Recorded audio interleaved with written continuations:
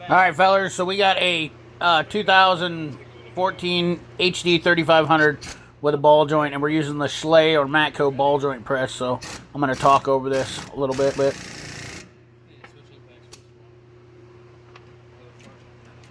Voice over here talking. So this ball joint is just buck nasty. Tough to get out of here. In fact, we're going through 3 different impacts to get this out.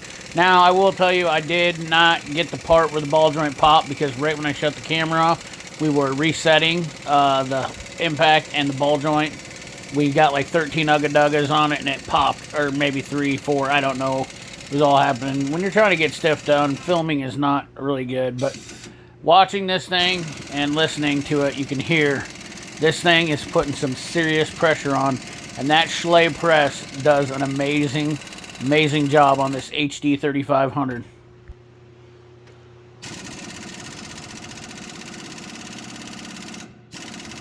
Now we're getting ready to change over the impact here, because this is we're not getting enough power out of this other 1/2 inch. We went from a 3/8 to a 1/2 inch. So when you see those guys do those 3/8 ones, that's kind of BS, in my opinion. Now take it in slow until we see if it's going straight. God damn it. That thing has just got to wear a guy down.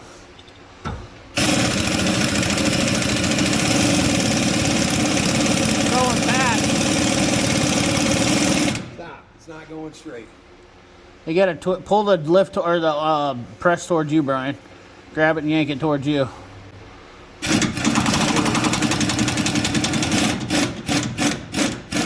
There you go. Now pull it back. It's cockeyed now. We might have fucked ourselves right there. Try it. Alright, so once again, my follies. Once trying to do recording while I'm working on something, but install was much easier on this. Works 10 times better going on the install, just removing these things. If you guys worked on these, you guys know 2500, 3500 HDs are just a bear. This is the only press that will do this job.